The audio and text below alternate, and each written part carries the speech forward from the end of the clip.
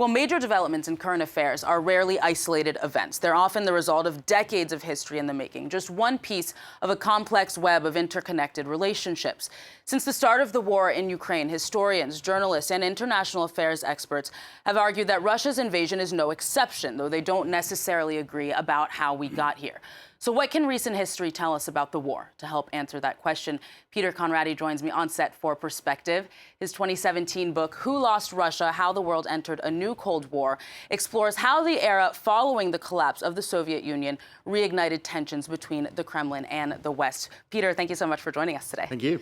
So your book talks about some misunderstandings on the part both of the West and Russia over the past 25 years or so, but you do place some degree of blame on the West for the breakdown in those relations. Why is that?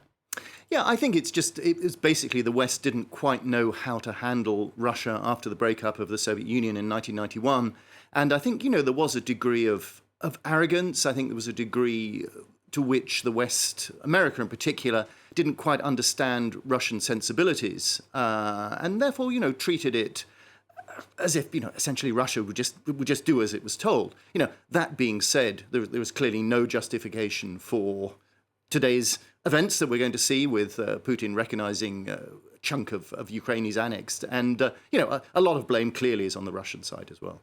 One of the things we've heard often at the beginning of the war and throughout was that Russia was essentially cornered into invading the country because of NATO expansion. What's behind that argument? I know a lot of people talk about that Bucharest summit in 2008 when George Bush expressed desires to expand. But if I'm correct, there had also been some efforts on the part of NATO to understand and better acknowledge Russia's concerns.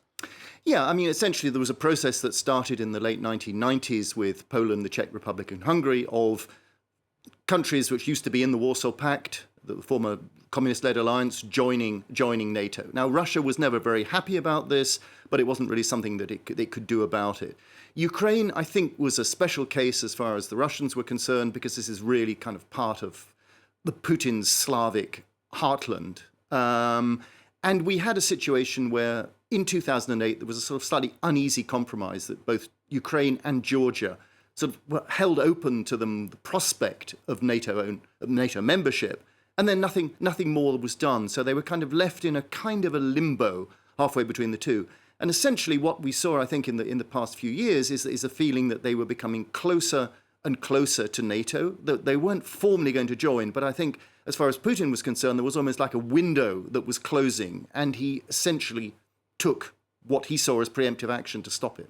Does placing the onus on the West in terms of trying to cater to Russia's sensibilities not take away the legitimate agency of the sovereign state that is Ukraine, in the sense that if it has a desire to get closer to the West, to join NATO, to join the European Union, that it's their right to have those desires? Precisely. Yeah, no, I absolutely agree. And that's not only the case for Ukraine, but that's the case also for the other countries such as Poland, such as the Baltic states, which have become very successful members of NATO.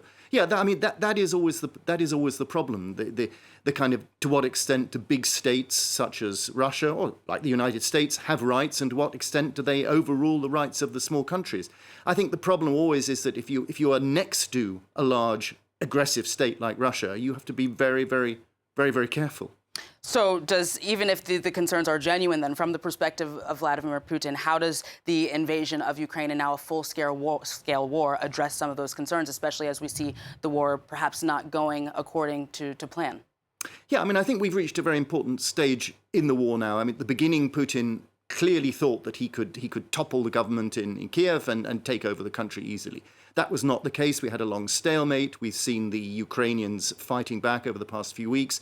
Russia is now clearly trying to take things to another stage. This afternoon, we have this sort of formal ceremony of which 4 regions of Ukraine, Zaporizhia, Kherson, plus Donetsk and Luhansk, which were effectively been under Russian control since 2014, all 4 are going to be formally admitted into Russia. What will happen next? Who knows? Because essentially Putin has said that as part of Russia, he's going to defend them, if necessary, with nuclear weapons. The Ukrainians are not going to be stopped from attacking them. So, we've reached a crucial moment, I think. Peter, a lot of the debate about the war surrounds the relationship between Russia and the West, which I find to be strange in a sense, because why do you think that this is playing out in a third country, which is Ukraine?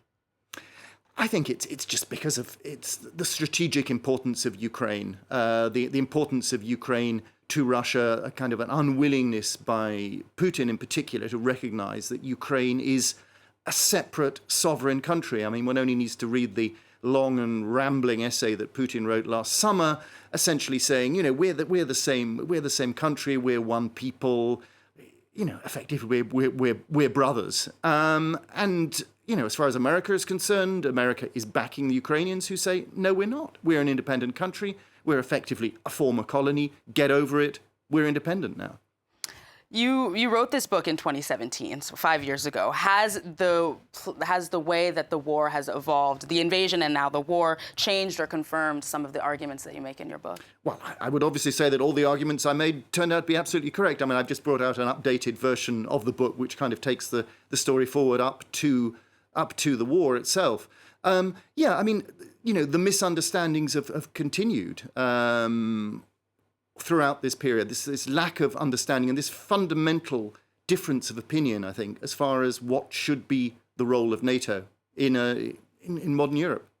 I think the past is the past. One could spend decades speculating about what could have happened had different actors acted differently. So now that the war is over 7 months in, what do you think we can learn from your conclusions, and also what's the best course of action to take then for the West?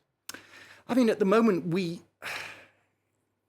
in the midst of a military conflict. We have to see what the next stage will be. The Ukrainians, as I said, will continue to attack these areas, these regions, which from this afternoon, as far as Russia is concerned, will be formally part of Russia. We need to see what the response of Russia will be to that. Will they actually use battlefield nuclear weapons? I sincerely hope not. I mean, they have said they will. Is it a colossal bluff? I just think for the time being, Western countries have to continue supplying Ukraine with military aid, and we just have to see how things go over the next few weeks. With that, Peter, Conradi, that's all we have time for, unfortunately, but thank you so much for coming on the show today. Thank you.